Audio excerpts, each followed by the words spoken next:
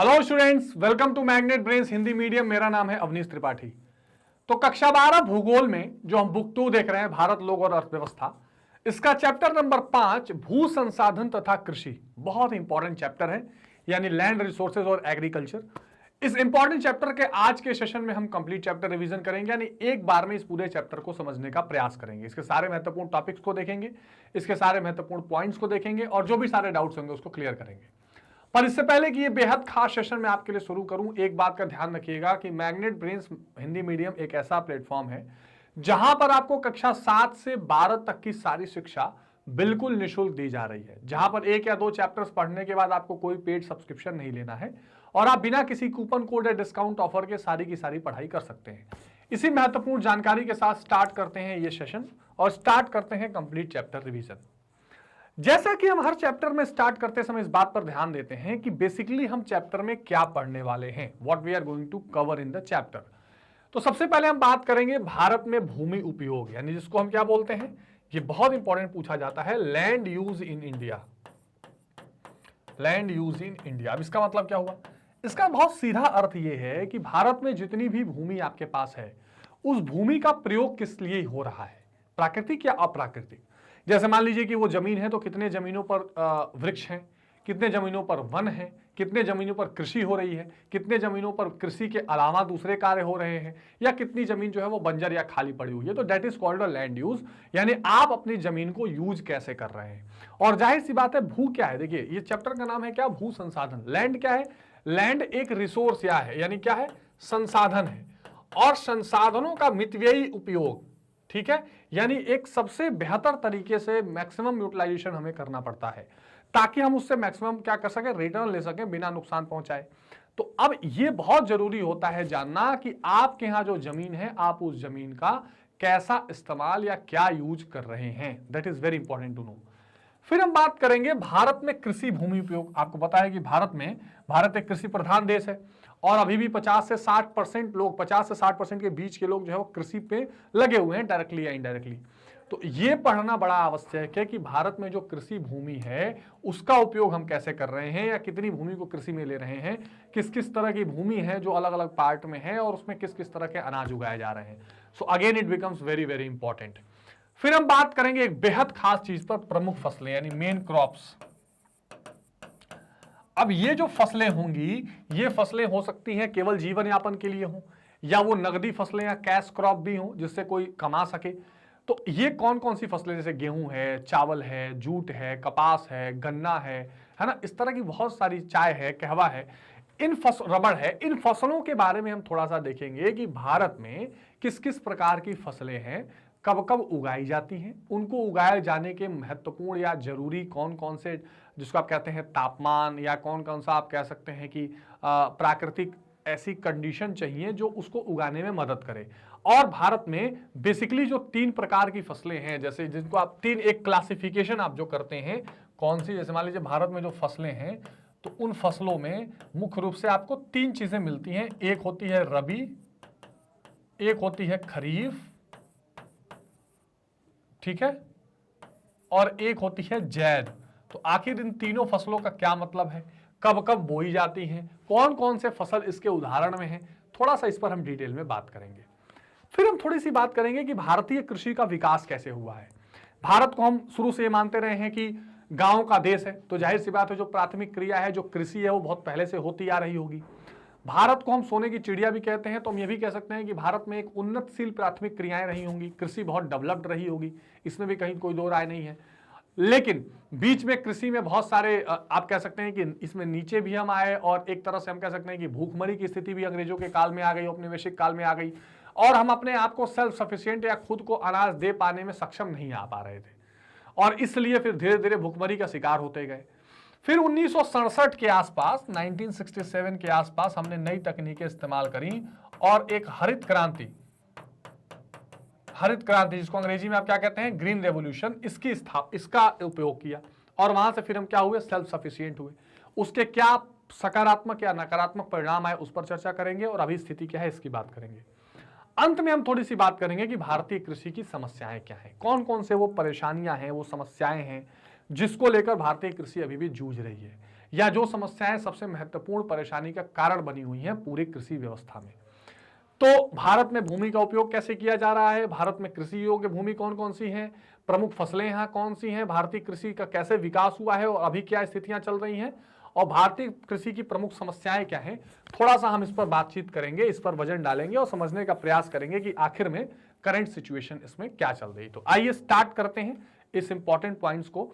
और सबसे पहले हम जो चर्चा करेंगे वो भारत में भूमि उपयोग की ही चर्चा करेंगे। अब भारत में भूमि उपयोग की जब चर्चा की बात आई तो मैंने आपको बताया कि भाई भारत में जो भूमि उपयोग है उसमें कई तरह से भूमि का उपयोग किया जा रहा है, जिसमें एक उपयोग भूमि का वन प्रदेश या वनों के रूप में किया जाता है, फॉरेस्ट के रूप में किया जाता है।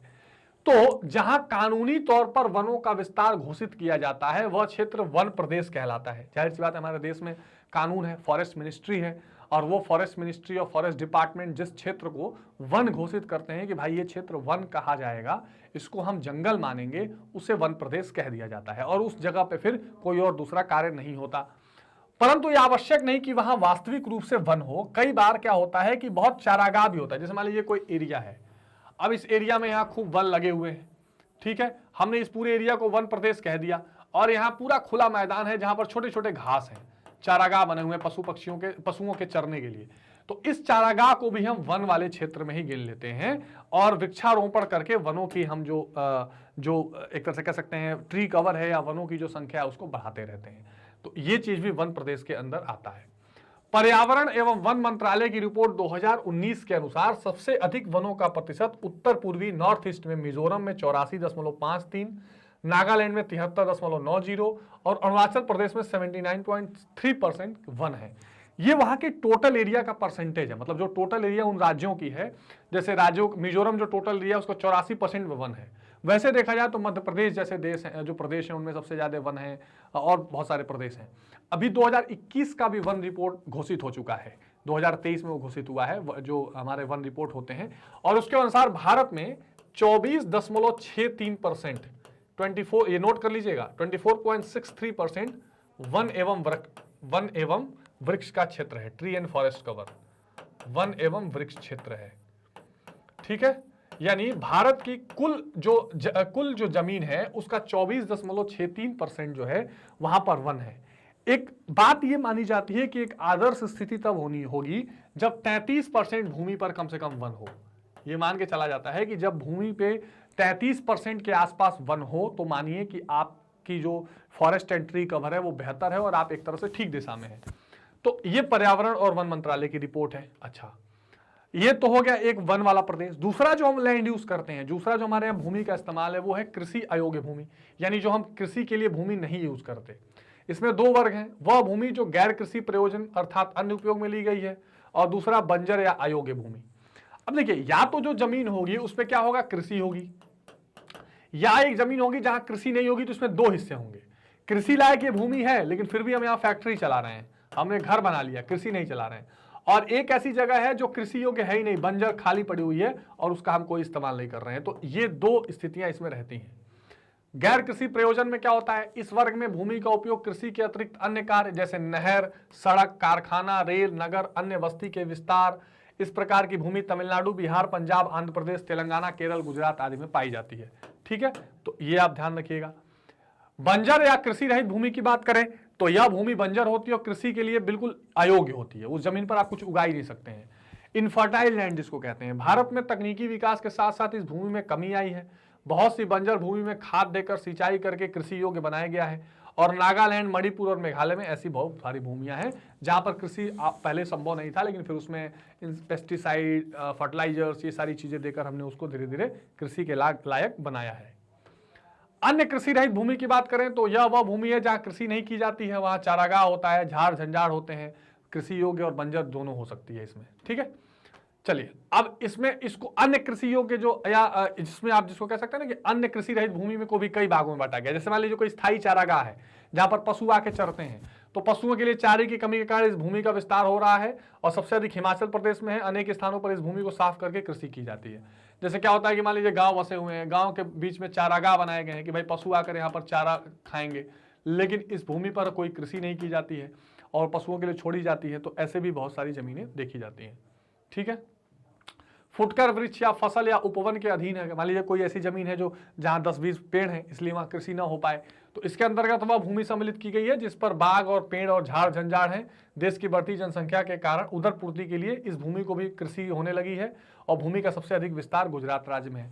तो वैसे तो पुरानी समय से चला आ रहा है कि भाई 10-20 पेड़ लगे हुए हैं, एक वृक्ष वाला जगह है जहां पर कृषि नहीं हो रही है, लेकिन अब जनसंख्या इतनी बढ़ रही है और कृषि के लिए और अनाजों की इतनी आवश्यकता है कि लोग उसको भी खोद के अब कृषि योग्य बना रहे हैं और वहां पर क्या कर रहे हैं, वहां पर कृषि कर रहे हैं।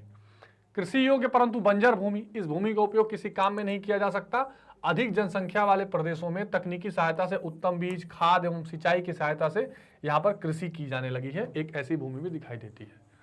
परती भूमि, यह वह भूमि है जिस पर पहले कृषि की जाती थी, अब कृषि नहीं की जा रही। इस भूमि पर यदि निरंतर कृषि की जाए तो भूमि की उपजाऊ शक्ति कम हो जाएगी और भूमि को कुछ समय के लिए खाली छोड़ दिया जाता है। तो ये भी एक परती भूमि होती है जिसमें क्या होता है कि पहले खेती होती होगी, अब नहीं होती है और अब छोड़ा जाता है कि उसको फिर उसकी जो उपजाऊ क्षमता है वो आ जाए और हम फिर कुछ देर के लिए कृषि करें। तो ऐसे ऐसे हमने जमीनों का इस्तेमाल किया है। इसमें भी दो हैं, एक वर्तमान परती भूमि है जो अभी छोड़ी गई है कि बाद में यूज करेंगे, और एक पहले से परती भूमि बनाई गई है। वर्तमान परती भूमि वह भूमि है जो पिछले कई वर्षों से परती पड़ी है। परती मतलब बिल्कुल यूज नहीं हो रहा है। जमींदारों की स्वार्थपूर्ण नीति, कृषकों की निर्धरता, भूमि की उर्वरा शक्ति की कमी, जल की अनुपलब्धता यानी जल न मिलने के कारण ऐसी जमीनें बहुत सारी पड़ी रहती हैं। ठीक है।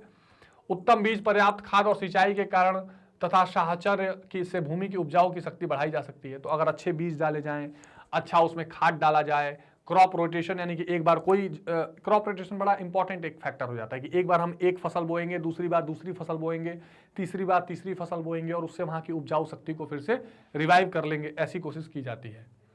इसके अलावा एक आता है निवल बोया गया क्षेत्र, net sown area. Net sown area का मतलब क्या होता है कि आपके जो जमीन है उसका एग्जैक्टली कितना % आपने उसमें अनाज बोया है या कितना % कृषि के लिए इस्तेमाल कर रहे हैं। तो वह क्षेत्र जिस पर वास्तविक यानी रियल रूप में कृषि हो रही होती है, इसे कुल कृषि भूमि या कुल बोया गया क्षेत्र भूमि कहते हैं। ठीक है, कुल कृषित भूमि या कुल बोया गया क्षेत्र।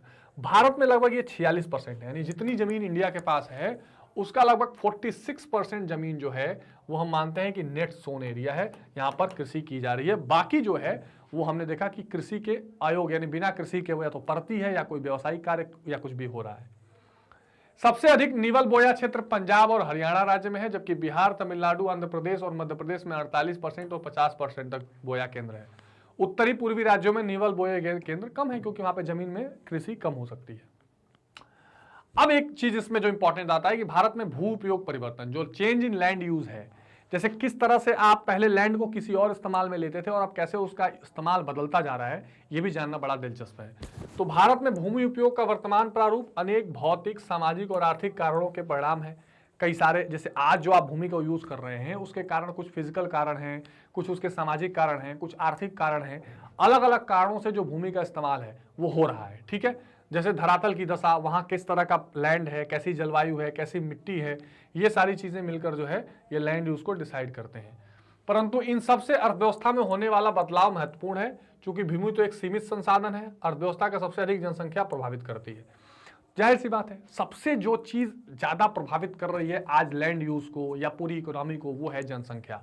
जनसंख्या देखिए जितनी ज्यादा होगी उतना भूमि पर दबाव बढ़ेगा, उतनी कृषि योग्य जमीनों को भी हम गैर कृषि कार्यों में इस्तेमाल करेंगे। ये चीज आप बिल्कुल ध्यान में रखिएगा। बढ़ती हुई जनसंख्या, प्रति व्यक्ति आय का स्तर, उत्तम प्रौद्योगिकी ने भूमि उपयोग को प्रभावित किया है, क्योंकि जनसंख्या वृद्धि के कारण अधिक खाद्यान्न उत्पादन के लिए सीमांत भूमि भी प्रयोग में लाई जाती है। अब जैसे मान लीजिए सबको जमीन, ये एक बहुत बड़ी खेत था, इस खेत में सबने छोटे छोटे मकान बना लिए और सबके मकान के पास छोटी छोटी जमीन बची है, तो वो उसी छोटी जमीन में थोड़ी बागीचा बनाएंगे, थोड़ी सब्जी उगाएंगे, थोड़ा गेहूं उगाएंगे। तो बहुत छोटी छोटी जमीनों का भी अब हम इस्तेमाल करना चाह रहे हैं कृषि के लिए, और टेक्नोलॉजी भी ऐसी आ गई है कि उसके इस्तेमाल से हम छोटी जगह से ज़्यादा उत्पादन कर सकते हैं। अब तो आप देखिए कि गार्डनिंग ऐसे ऐसी की जा रही है कि छतों पर गमलों में सब्जियां उगाई जा रही हैं। तो प्रौद्योगिकी और आय के स्तर के कारण प्राथमिक सेक्टर की अपेक्षा द्वितीयक और तृतीयक सेक्टर में ज्यादा वृद्धि हुई है। तो हमने आपको पिछली चैप्टर में बताया था भाई 3 सेक्टर होते हैं अर्थव्यवस्था के, प्राथमिक यानी कृषि और इससे संबंधित क्षेत्र, द्वितीयक यानी विनिर्माण क्षेत्र जिसमें क्या होता है, मैन्युफैक्चरिंग होती है, कच्चे माल को पक्के माल में बदला जाता है इसमें, और ऊपर वाले में कृषि, खनन, आखेट है ना, पशुपालन, ये सारी चीजें होती हैं। द्वितीयक हो गया। तृतीयक जो क्षेत्र है ये बेसिकली सेवा होता है, स्वास्थ्य, शिक्षा, टेलीकम्युनिकेशन, परिवहन, ये सारी चीजें। तो अब जो प्रौद्योगिकी, जो टेक्नोलॉजी है वो कृषि के अलावा दूसरे कामों में ज्यादा रुचि ले रही है। ऐसा प्राय भारत और चीन जैसे विकासशील देशों में हुआ है और इसका परिणाम हुआ है कि कृषक भूमि गैर कृषिगत कार्यों में यूज होने लगी, यानी नॉन एग्रीकल्चरल चीजों में, नॉन एग्रीकल्चरल पार्ट्स में ज्यादा इस्तेमाल अब भूमि का हो रहा है, चाहे वो व्यवसाय हो, चाहे वो व्यापार हो, चाहे वो दूसरी चीजें हो। ठीक है, चलिए। बड़े बड़े उद्योगों को खोलने में भूमि का उपयोग होने लगा, कृषि भूमि का उपयोग भवन निर्माण में होने लगा। नोएडा और ग्रेटर नोएडा इसके उदाहरण है, बिल्कुल ठीक बात। नोएडा और ग्रेटर नोएडा को हमने क्या बनाया, SEZ बनाया, स्पेशल इकोनॉमिक जोन, विशिष्ट आर्थिक क्षेत्र।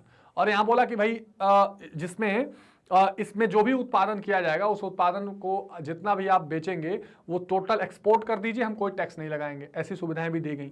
तो विशिष्ट आर्थिक क्षेत्र बनाकर हमने यहाँ पर जो पहले गांव होते थे, वहां गौतम बुद्ध नगर जिला है और वहाँ बहुत सारे गांव होते थे, उन गांवों में कृषि को खत्म करके जमीनों को बड़े महंगे भाव में लेकर हाईवेज बनाए, रोड बनाए, फैक्ट्री लगाई, इंडस्ट्रीज लगाए, और वो इसका सबसे अच्छा उदाहरण है। अर्थव्यवस्था में कृषि का योगदान कम हो रहा है, बिल्कुल ठीक बात। GDP में जो धीरे धीरे कृषि का योगदान है वो घटता जा रहा है। कृषि पर निर्भरता कम हो रही है, जहां एक समय देश का 3/4 जनसंख्या कृषि में थी, अब केवल 58% जनसंख्या कृषि में है। 2017-18 में कृषि और संबंधित वर्ष से कृषि में योगदान 14% रहा, यानी जो पूरी देश की GDP है, GDP क्या होती है, जो तीनों क्षेत्र हैं, इन तीनों क्षेत्रों से जो वस्तुएं और सेवाएं उत्पादित होती हैं उनका मूल्य होता है। मतलब प्राथमिक, द्वितीयक और तृतीयक तीनों क्षेत्र हैं, तीनों क्षेत्र से जितनी वस्तुएं और सेवाएं उत्पादित हुई उनका जो कुल मूल्य होगा वो GDP होगा। तो उसमें जो प्राथमिक क्षेत्र है वो 14% पे आ गया, बहुत कम आ गया, और सेवा क्षेत्र बहुत ऊपर चला गया है। तो ये भी हमें देखने को मिल रहा है। अब भारत में कृषि भूमि का उपयोग में और आगे अगर देखें तो भारत एक प्राचीन, कृषि भारत का प्राचीन व्यवसाय है, लोगों की आजीविका कृषि पर निर्भर है। कृषि उत्पादन में भूमि का योगदान सबसे अधिक है और कृषि उत्पादकता भूमि की गुणवत्ता से प्रभावित होती है। ये एक इंपॉर्टेंट बात आ गई। क्या बात आ गई कि कृषि में कितनी उत्पादकता होगी, एग्रीकल्चर में कितनी प्रोडक्टिविटी होगी, वो इस बात पे डिपेंड करेगा कि वहाँ की मिट्टी की क्वालिटी क्या है, वहाँ की भूमि की क्वालिटी क्या है, क्या वो ज़्यादा उर्वर है, वो किस प्रकार की मिट्टी है, जलोढ़ है कि लाल है कि कैसी मिट्टी, भूरी है। भारत में आज निवल बोया क्षेत्र 46%, जिसको अंग्रेजी में बोलते हैं, अभी बताया था, नेट सोन एरिया, यानी जो टोटल एरिया में कृषि या बोया जा रहा है, किया जा रहा है, वो केवल 46% है। कोशिश ये होनी चाहिए कि इसको और ज्यादा बढ़ाया जाए, जिस पर लगभग देश की 65 से 70% जनसंख्या आश्रित है। द्वितीयक आर्थिक क्रियाओं के लिए कच्चा माल कृषि से प्राप्त होता है, सही बात है। जो सेकेंडरी एक्टिविटीज है, जो विनिर्माण है, जो फैक्ट्रीज या इंडस्ट्रीज हैं, उनके लिए जो कच्चा माल आएगा वो तो प्राथमिक सेक्टर से ही आएगा ना। तो द्वितीयक क्षेत्र बहुत ज्यादा डिपेंडेंट है प्राइमरी सेक्टर पे। सकल घरेलू उत्पाद में कृषि और उनसे संबंधित क्षेत्र का योगदान 14% है। ठीक है, तो कृषि बहुत कम योगदान दे रही है। आज देश में निवल बोए गए क्षेत्र में बढ़ोतरी करने की संभावनाएं कम है। इसके पहले जो आंकड़े हमने दिए थे ये प्रदर्शित करते हैं कि 50 साल में आज 1% निवल बोए गए क्षेत्र में बढ़ोतरी हुई है, जो असंतोषजनक है। मतलब पहले 45% आंकड़े थे और अब क्या है, धीरे धीरे वो अब बहुत मुश्किल से 50% तक पहुंचे हैं। अतः आवश्यकता आज इस बात की है कि भूमि जो है बचत प्रौद्योगिकी विकसित की जाए, यानी ऐसी हम टेक्नोलॉजी विकसित करें जिससे हम जमीन को बचा सकें, जिससे हम जमीन के यूज को दूसरे कामों में न जाने दें। ठीक है, अब दो तरह से ये की जा सकती है। कैसे? प्रति इकाई भूमि में फसल विशेष की उत्पादकता बढ़ाकर, यानी पर यूनिट जो लैंड है उसमें हम ज्यादा प्रोडक्टिविटी करें फसलों की। दूसरा, गहन भू उपयोग, यानी बहुत डेंसर लैंड का यूज करें। इन संबंधी फसलों का उत्पादन बढ़ाकर दूसरी विधि में श्रमिकों की मांग बढ़ेगी। भारत जैसे देश में ये बहुत आसानी से श्रमिक मिल जाएंगे और हम इसमें ज्यादा इस्तेमाल कर सकेंगे। अब इसमें जो हमारे कृषि का प्रकार है, जो हमारे एग्रीकल्चर का प्रकार है, ये दो तरह से है। जो हम अपने लैंड यूज को एग्रीकल्चर में यूज करते हैं उसमें दो तरह से होते हैं। एक होता है सिंचित कृषि, यानी जिसको बोलते हैं इरिगेटेड एग्रीकल्चर, ठीक। और एक हम बोलते हैं वर्षा निर्भर, यानी rain dependent agriculture, rain dependent agriculture. ठीक है, ये दो चीजें दिखाई पड़ती हैं, irrigated agriculture, rain dependent agriculture, ये दो चीजें होती हैं। क्या है इसको समझ लेंगे। जो सिंचित भूमि है यह दो वर्गों में बांटी गई है, रक्षित सिंचित कृषि और उत्पादक सिंचित कृषि। कैसे? आर्द्रता, यानी जो ह्यूमिडिटी होती है, पानी कितना है सॉइल में, आर्द्रता की कमी से फसलों को बचाती है रक्षित सिंचित कृषि। इसमें वर्षा के अतिरिक्त जल को सिंचाई करके पूरा करते हैं। जैसे मान लीजिए कि जमीन है, उसमें बारिश हुई, बारिश के अलावा और जमीन और पानी चाहिए, तो ट्यूबवेल से, कुएं से, पंपिंग सेट से हम और ज्यादा सिंचाई करके उसको क्या करते हैं, ह्यूमिडिटी बनाते हैं। उत्पादक सिंचाई का उद्देश्य फसलों को पर्याप्त मात्रा में पानी उपलब्ध करा के अधिकतम उत्पादक प्राप्त करना है। मान लीजिए आपने सब्जियां लगा दी हैं और सब्जियां तो लगा दी, लेकिन सब्जियों के लिए पर्याप्त बारिश नहीं हो रही है, तो ज़्यादा से ज़्यादा और क्या करिए, और उसमें इरिगेशन करिए, सिंचाई करिए, ताकि उसमें ज़्यादा उत्पादकता आए। वर्षा पर निर्भर जो कृषि है वो क्या है, ऋतु में उपलब्ध आर्द्रता मात्रा के आधार पर दो भागों में बांटा जाता है। इसे बारानी कृषि भी कहते हैं कि भाई जितनी बारिश होगी उतना ही फसल होगा। शुष्क भूमि कृषि और आर्द्र भूमि कृषि। तो शुष्क भूमि कृषि 75 सेंटीमीटर से कम वर्षा वाले होते हैं। यहाँ चारा फसलें बोई जाती हैं। इसके अतिरिक्त मूंग, चना, बाजरा, ग्वार, रागी आदि, ये ज्वार है, ठीक है, ज्वार, रागी आदि फसलें बोई जाती हैं जो 75 सेंटीमीटर से कम बारिश में भी काम चला लेती हैं, ठीक है ना, पूरी रूप से बारिश पे आश्रित होती हैं, शुष्क भूमि होती है। आर्द्र यानी गीली अगर भूमि की बात करें तो यहाँ पर वर्षा पौधों की जरूरत से ज्यादा होती है, जिनमें आवश्यकता चावल, जूट, गन्ना। तो चावल क्या है, बेसिकली ये बारिश पर ही आधारित फसलें हैं। देखिए भारत में क्या है, एक चीज आप समझ लीजिए, जो कृषि है भारत में, जो कृषि है, मैंने आपको शुरू में ही बताया था, ये तीन मुख्य डिवीजन हैं। एक है रबी, एक है खरीफ और एक है जायद। रबी जो है वो ठंड की फसल है, यानी लगभग वो आपको अक्टूबर नवंबर से अप्रैल तक की फसल है। जनवरी, फरवरी, दिसंबर पूरा ठंड इसमें जाएगी। इसमें मुख्य रूप से आप गेहूं को ले सकते हैं। खरीफ जो है वो बेसिकली आपकी जुलाई से अक्टूबर तक की फसल है। इसमें आप मुख्य रूप से चावल या पैडी को ले सकते हैं, ठीक है, 10-15 दिन आगे पीछे कोई महीना हो सकता है। जैद जो है वो बेसिकली अप्रैल से, या अप्रैल लास्ट या मई से जुलाई तक की फसल है, जिसमें आप जितने पानी वाले खीरा है ना, वाटरमेलन, इस तरह के फसलों को ले सकते हैं। तो अब ये जो चावल है, जूट है, ये क्या है, इनको बहुत ज्यादा बारिश चाहिए, 200 सेंटीमीटर से ऊपर बारिश के बाद जरूरत पड़ती है। तो ये आर्द्र कृषि की भूमि है, आर्द्र कृषि वाले फसल हैं और इनको बारिश पर आधारित होती है। अब हम थोड़ा सा बात कर लेंगे कि भारतीय कृषि की क्या क्या विशेषताएं हैं, यानी what are the characteristics of Indian agriculture. तो कुछ विशेषताएं अगर देखें तो कृषि देश की अधिकांश जनसंख्या की आजीविका का प्रमुख साधन है, जिसको आप क्या बोलते हैं, आर्थिक क्रिया। आर्थिक क्रिया यानी जो कृषि है वो प्रमुख एक इकोनॉमिक एक्टिविटी मानी जाती है। यह राष्ट्रीय आय का प्रमुख स्रोत है। राष्ट्रीय आय का स्रोत का मतलब जितना ज्यादा कृषि से क्या होगा, उत्पादन होगा, उतना क्या होगा, जीडीपी बढ़ेगी, और जीडीपी से ही राष्ट्रीय आय बढ़ता है, तो राष्ट्रीय आय बढ़ेगी। कुल राष्ट्रीय आय का लगभग 1/4 से कम कृषि से प्राप्त होता है, ठीक बात है। उद्योगों को कच्चे माल की आपूर्ति होती है, इसमें कोई दो राय नहीं है। मान लीजिए अगर कपड़े की इंडस्ट्री है तो कपास यहीं से मिलेगा, गन्ने की इंडस्ट्री है, चीनी की इंडस्ट्री है तो गन्ना यहीं से मिलेगा, तो जूट के थैले बनाने वाली है तो जूट यहीं से मिलेगा, है ना। तो ये बहुत इंपॉर्टेंट है। सूती वस्त्र, जूट, तंबाकू, शक्कर, वनस्पति आदि के लिए कृषि पर आधारित है। हमारे यहाँ कृषि में श्रम की प्रधानता है, कृषि का अधिकांश कार्य किसान हाथ से करते हैं। तो ये विशेषताएं हमको भारतीय कृषि में आपको देखने को मिलेंगी। अन्य देशों की तुलना में हमारे यहाँ कृषि योग्य भूमि का क्षेत्रफल सबसे अधिक है, और कई भारत में जो फसलें पैदा की जाती हैं, जैसे चाय, जूट, तंबाकू, कपास, तिलहन, इनके कारण अंतर्राष्ट्रीय व्यापार होता है और इससे भारत का अत्यंत महत्वपूर्ण भाग है। ठीक है, अब हम आते हैं थोड़ा प्रमुख फसलों की तरफ कि कौन कौन सी वो प्रमुख फसलें हैं जो भारत में मुख्य रूप से उगाई जा रही हैं। तो भारत उष्ण तथा समशीतोष्ण दोनों कटिबंधों में स्थित है। आपको पता है ये भारत लगभग ट्रॉपिक ऑफ, जैसे इसमें नॉर्दर्न प्लेन में अगर आप देखें तो हम ये 8 डिग्री से शुरू हो जाएगा, और यहाँ पर ये दोनों तरह की जलवायु आपको मिलेगी, उष्ण भी मिलेगी, समशीतोष्ण भी मिलेगी। ठीक है, तो यहाँ पर क्या है, इससे होता ये है कि इससे विभिन्न प्रकार की इसमें वेरिएबल्स या वेराइटीज जो है कृषि में आ जाती हैं। जहां एक और भारत में चावल, गन्ना, मूंगफली, तिल और केले जैसे उष्णकटिबंधीय फसलें हैं, वहीं दूसरी ओर कपास, गेहूं, चना, तंबाकू जैसी समशीतोष्ण कटिबंधीय भी हैं। तो ये दोनों तरह की फसलें यहाँ पर देखी जाती हैं। ठीक है, भारत की कृषि उपज को हम निम्न भागों में बांट सकते हैं। जैसे एक हम बांटते हैं, इसमें जो डिवीजन करते हैं उसमें एक हम बांटते हैं खाद्यान्न फसलें, जिसको आप क्या बोलते हैं, एक तरह से अनाज वाली फसलें बोलते हैं, जिसमें चावल, गेहूं, मक्का, ज्वार, बाजरा, राई, दालें, ये सारी चीजें आती हैं जो लोगों के भोजन या थाली को कंप्लीट करती हैं। ठीक है, फूड ग्रेन वाली। दूसरी आती है रेशेदार फसलें, जिसमें कपास, जूट, मेस्ट, सन, ये सारी फसलें आती हैं। फिर व्यावसायिक, जिसको आप कहते हैं कमर्शियल फसलें, जैसे गन्ना, तिलहन, मूंगफली, सरसों, तिल, गरम मसाला। और फिर पेय पदार्थ जैसे चाय, कहवा और तंबाकू। तो ये सारी एक मोटा मोटा डिवीजन है जो भारत की मुख्य फसलों का किया गया है, और इन्हीं पर आधारित जो है कृषि भारत में की जाती है। ठीक है, तो ये पॉइंट्स बहुत क्लियर है, इसमें कोई डाउट नहीं होना चाहिए आपको।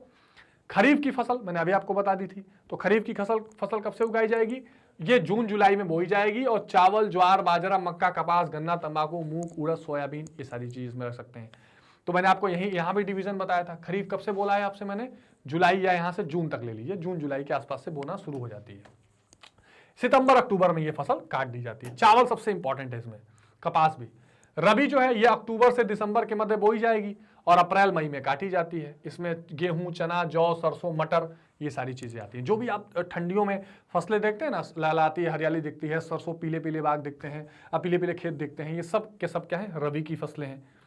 जायद जो है वो ग्रीष्म काल में बोई जाती है, वर्षा आरंभ होने से पहले काटी जाती है। इसमें सब्जी, तरबूज, ककड़ी, ये सारी जो आप गर्मियों में फसलें देखते हैं, खाने की चीजें देखते हैं, ये सारी चीजें जायद फसलों में आती हैं। तो ये 3 डिवीजन भी आप मुख्य रूप से ध्यान रखिएगा।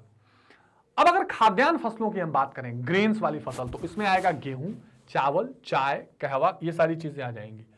गेहूं की थोड़ी बात कर लेते हैं, ठीक है। अब चावल की भांति गेहूं की खेती भी भारत में अति प्राचीन काल से होती है। बहुत पुराने समय से गेहूं की खेती हो रही है और हमारे देश की प्रमुख फसल भी है। देश में चावल के बाद गेहूं ही दूसरा प्रमुख खाद्यान्न है और भारत की लगभग 1/4 जनसंख्या का ये प्रमुख आहार है। और दूसरा ध्यान रखिएगा, ये रबी की फसलें हैं, ठीक है।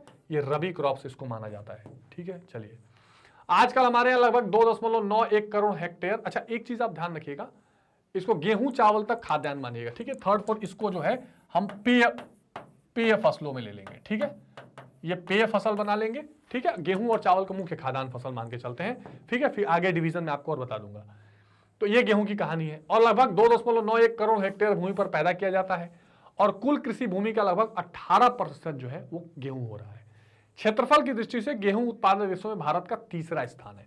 कमेंट बॉक्स में बताइए कि गेहूं का पहला स्थान कौन है, ठीक है। और व्हीट बाउल किस देश को कहा जाता है, ये 2 चीजों के बारे में बताइए। चलिए, अब हम थोड़ी सी बात कर लेते हैं कि गेहूं के लिए भौगोलिक दशाएं कौन कौन सी आवश्यक मानी जाती हैं। अब अगर भौगोलिक दशाओं की बात करें तो गेहूं क्या है? शीतोष्णकटिबंधीय पैदावार है, ठीक बात है। और रबी की फसल है ना, यानी जिसमें हमने अक्टूबर से नवंबर में बोया जाएगा और मार्च अप्रैल में काटा जाएगा। कई तरह की मिट्टी और जलवायु में पैदा किया जा सकता है, तो इसकी खेती व्यापक होती है। इससे क्या है ना कि इसकी मिट्टी बहुत ज्यादा पर्टिकुलर नहीं है। ऐसा नहीं कि जलोढ़ में ही होगी, ऐसा नहीं कि केवल रेड में ही होगी, ऐसा कुछ नहीं है। तो थोड़ी सी व्यापक है। तो इसलिए आप देखेंगे कि उत्तर प्रदेश, बिहार, पंजाब से लेकर मध्य प्रदेश, छत्तीसगढ़ तक में थोड़ा थोड़ा गेहूं उगा लिया जाएगा, है ना। तो अगर तापमान की बात करें तो गेहूं चूंकि समशीतोष्ण जलवायु का पौधा है, तो इसके लिए बोते समय 10 सेंटीग्रेड से पकते समय 20 से 26 सेंटीग्रेड का तापमान होना आवश्यक है। फसल के पकते समय तापमान में यकायक वृद्धि हानिकारक होती है। अधिक तापमान वाले क्षेत्र में गेहूं पैदा नहीं किया जा सकता, इसीलिए जब गर्मी बहुत बढ़ने वाली होती है उससे पहले ही काट लिया जाता है। यह अक्टूबर नवंबर में बोया जाता है और मार्च अप्रैल में इसको काट लिया जाता है। वर्षा की बात करें तो 50 से 70 सेंटीमीटर की बारिश होती है। बहुत ज्यादा बारिश नहीं चाहिए, लेकिन हाँ, इसको जो कहते हैं ना, शरद ऋतु की बारिश थोड़ी चाहिए होती है। यानी जो जनवरी लास्ट में या फरवरी फर्स्ट वीक में थोड़ी बसंत के आसपास जो बारिश होती है, बसंत पंचमी के आसपास, वो बारिश इसके लिए थोड़ी फायदेमंद होती है। 100 सेंटीमीटर से अधिक वर्षा वाले भागों में इसकी पैदावार नहीं होती। 50 सेंटीमीटर से कम वाले भागों में सिंचाई द्वारा पैदा किया जा सकता है। जाड़ों में वर्षा बहुत कम होती है। अधिकांश गेहूं सिंचाई द्वारा ही पैदा किया जाता है। तो जाड़े में बारिश कम होती है तो कम बारिश में हो जाता है। जो सिंचाई चाहिए वो इसको किससे हम देते हैं? ट्यूबवेल या पंपिंग सेट से दे लेते हैं। मिट्टी की बात करें तो अनेक प्रकार की मिट्टियों में पैदा किया जा सकता है, लेकिन जो नाइट्रोजन है, फास्फोरस है, पोटाश है, इन तत्वों से युक्त मिट्टी चाहिए। इसीलिए इसमें फर्टिलाइजर एनपीके डाला जाता है, नाइट्रोजन, पोटेशियम, ये एनपीके, ठीक है। एनपीके जो होता है ये इसका एक तरह से कह सकते हैं आपकी जो फर्टिलाइजर या जिसको आप डाई यूरिया कहते हैं, यूरिया खाद, और इसमें 3:2:1 का रेशियो होता है। खैर बहुत डीप हो जाएगा, लेकिन हाँ, एनपीके इसमें क्या होता है, खाद डाली जाती है। यही कारण है कि उत्तर भारत में नदियों द्वारा लाई गई मिट्टी, गुजरात, महाराष्ट्र, मध्य प्रदेश, कर्नाटक राज्यों की लावा युक्त काली मिट्टी, मरुस्थलीय भाग में रेतीली मिट्टी, सिंचाई की सुविधाएं अगर यहाँ उपलब्ध हो जाएं तो गेहूं हर जगह उत्पादित हो जाती है। गेहूं के लिए हल्की और मध्यम दोमट मिट्टी सबसे सर्वोत्तम होती है। भूमि की बात करें तो सबसे समतल भूमि सबसे उपयुक्त है, क्योंकि खेती में मशीनों का प्रयोग काफी होता है। उसकी जुताई के लिए, फिर काटने में कंबाइन मशीन, फिर या तो हार्वेस्टिंग मशीन, बहुत सारी मशीनें लगती हैं। समतल भागों में सिंचाई करना भी सरल होता है। तो भारत में गेहूं का प्रधान क्षेत्र उत्तर का बड़ा मैदान है, क्योंकि समतल प्रदेश है। खाद की बात करें तो फसल से भूमि की उर्वरा शक्ति कम हो जाती है, अतः भूमि की उर्वरा शक्ति को बढ़ाने और प्रति हेक्टेयर अधिक उत्पादन करने के लिए रासायनिक खादों की आवश्यकता गेहूं को पड़ती है। वितरण की बात करें तो कृषि क्षेत्र का लगभग 18% क्षेत्र में बोया जाता है। 2017-18 के अनुसार लगभग 291 लाख हेक्टेयर भूमि है इसमें, और खेती मुख्यतः उत्तरी और मध्य भारत में की जाती है। प्रमुख उत्पादन राज्य उत्तर प्रदेश, पंजाब, हरियाणा, मध्य प्रदेश, बिहार, राजस्थान, गुजरात और महाराष्ट्र हैं। और ये देश के कुल उत्पादन का 50% गेहूं पैदा इन्हीं राज्यों में किया जाता है। ठीक बात है। चलिए अब गेहूं को देखा जाए तो हाँ, ये लगभग मैंने ये आपके पास सामने एक समरी है, ये समरी आप देख लीजिए कि ये शीतोष्णकटिबंधीय पौधा है। 10 से सेंटीमीटर से पकते समय 20 से 26, वर्षा 50 से 70, मृदा जैव पदार्थ युक्त, खाद्य रासायनिक, उत्पादक राज्य ये हैं। इसका स्क्रीनशॉट आप गेहूं के संदर्भ में ले सकते हैं। राज्यवार अगर बात करें तो उत्तर प्रदेश सबसे अग्रणी है और गेहूं की सर्वत्र खेती यहाँ पर होती है, लेकिन जो गंगा घाघरा का दोआब है यहाँ ज्यादा होता है। 2017-18 में लगभग 318 लाख टन गेहूं का उत्पादन यहाँ अनुमान है।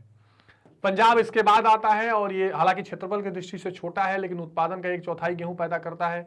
गेहूं पंजाब की सबसे प्रमुख फसल है। मध्य प्रदेश की बात करें तो यह भी गेहूं का बहुत बड़ा उत्पादक है, ठीक है, दूसरा, और क्षेत्रफल अधिक है और 159.1 लाख टन गेहूं का उत्पादन हुआ और प्रति हेक्टेयर उपज यहाँ पर कम है, लेकिन क्षेत्रफल बहुत ज्यादा है, इसलिए टोटल प्रोडक्शन ज्यादा निकलता है यहाँ पर।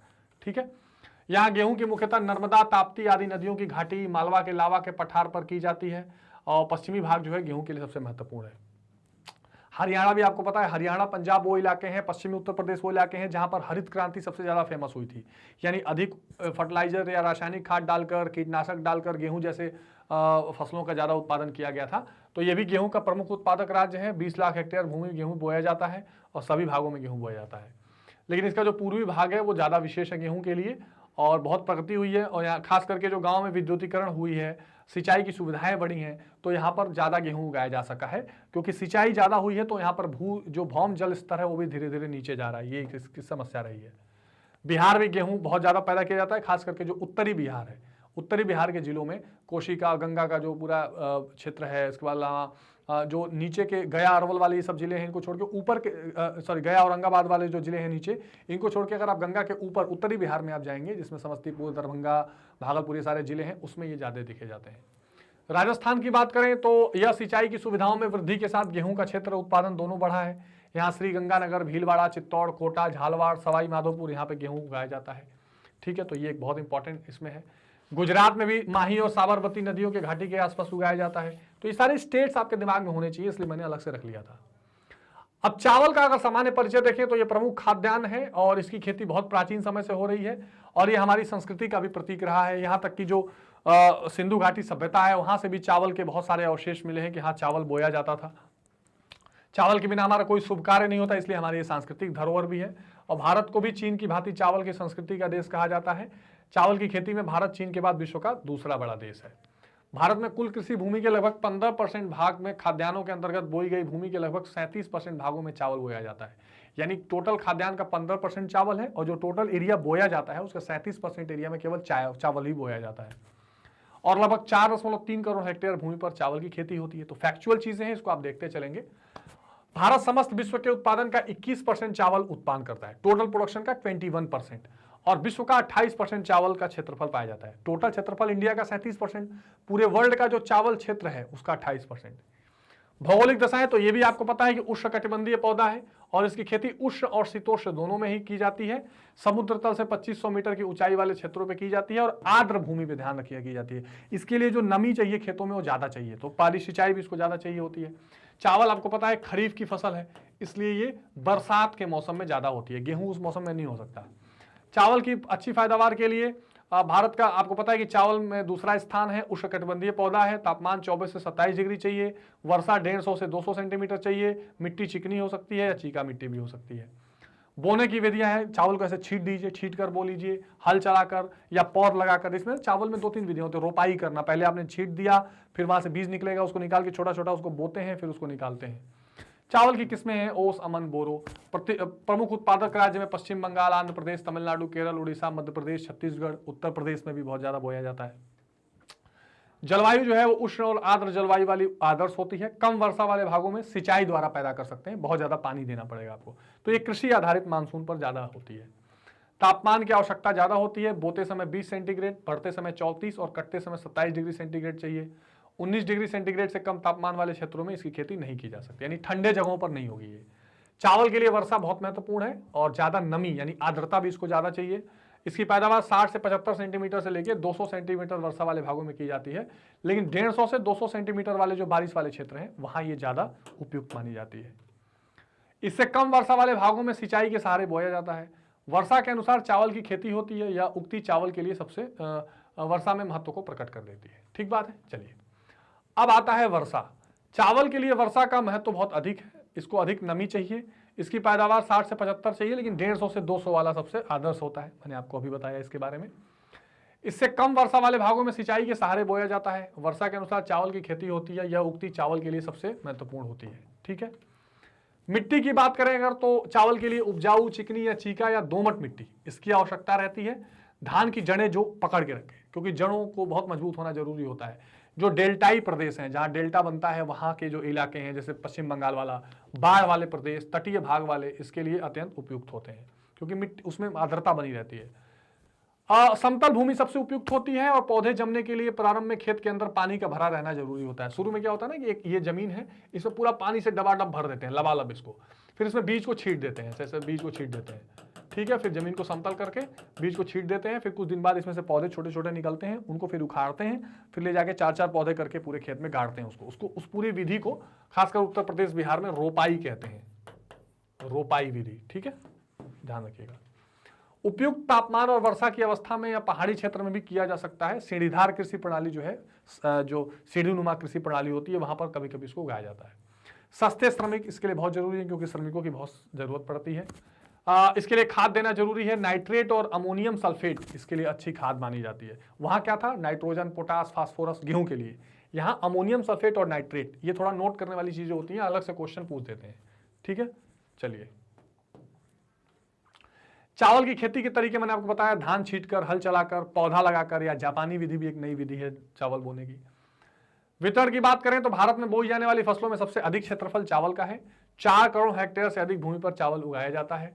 थोड़ी बहुत मात्रा में चावल की खेती भारत के सभी राज्यों में होती है, लेकिन चावल उत्पन्न करने में मुख्य रूप से पश्चिम बंगाल, ध्यान रखिए, आंध्र प्रदेश, तमिलनाडु, बिहार, झारखंड, मध्य प्रदेश, छत्तीसगढ़, उत्तर प्रदेश, उत्तराखंड, उड़ीसा, पंजाब, महाराष्ट्र, असम, कर्नाटक, ज्यादातर राज्य ऐसे हैं जहां अच्छी बारिश होती है, या वो डेल्टाई प्रदेश हैं, या जहां पर नदियों का सहारा है। ठीक है ना।